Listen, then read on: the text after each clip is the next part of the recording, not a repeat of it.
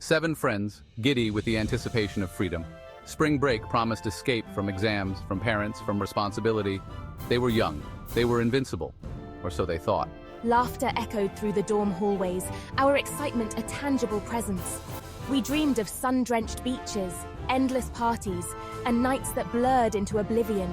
Little did we know our dreams were about to become nightmares. Mark, the de facto leader, grinned, tossing car keys in the air. "Ready for the best week of our lives," he shouted. The others roared their assent, their voices brimming with youthful arrogance. This year, spring break wouldn't be about wet t-shirt contests and cheap beer.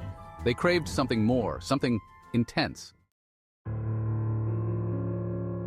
Their destination, a secluded beach rumored to be haunted, a place where whispers of dark rituals and forbidden ceremonies clung to the salt-laced air.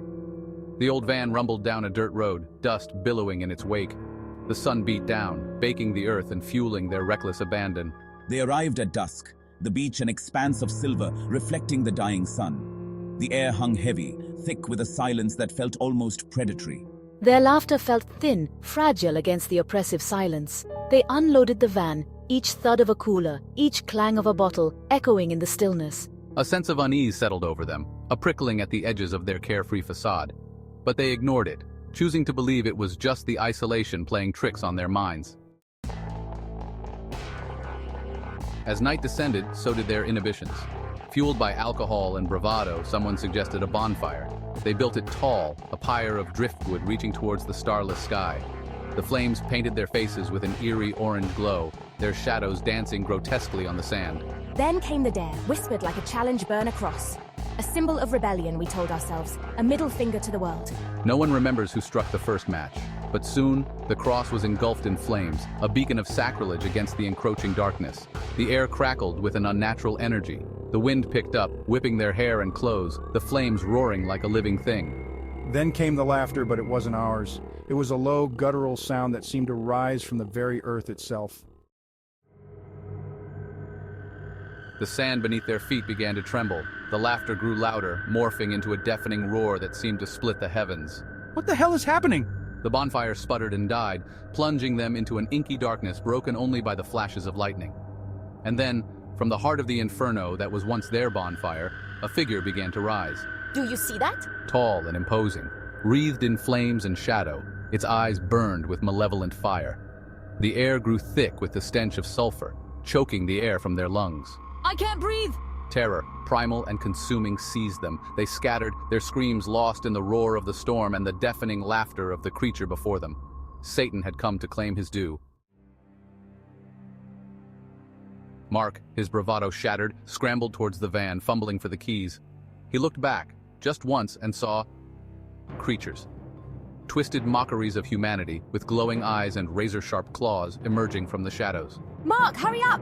He screamed, a desperate plea lost in the cacophony, and fumbled with the van door. It wouldn't open. He slammed his shoulder against it again and again, each impact a hammer blow of terror in his chest.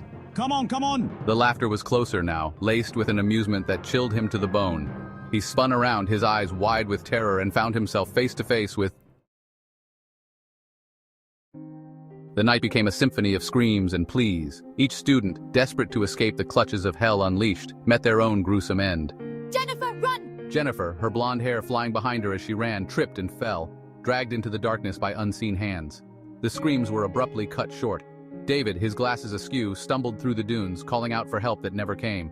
A chilling shriek split the night, followed by a sickening crunch. David, no. One by one, they were picked off, their cries for mercy swallowed by the storm. The beach, once a haven of youthful dreams, transformed into a graveyard of broken bodies and shattered souls. The creatures, their thirst for blood insatiable, reveled in their terror. Please, someone help us. Dawn never came. The storm raged on, a testament to the unholy power unleashed. The beach, now silent save for the roar of the wind and waves, stood as a grim monument to their folly. 7 souls, offered up as sacrifices to their own arrogance. We should have never come here. The van remained, doors flung open as if in silent accusation. The charred remnants of the cross, a blackened testament to their hubris. And in the distance, barely visible through the driving rain, a figure stood at the water's edge. Tall, imposing, eyes burning with unholy fire. Satan, his debt collected, had returned to hell, leaving behind a scar on the world and a chilling reminder. Some lines should never be crossed. We were warned and we didn't listen.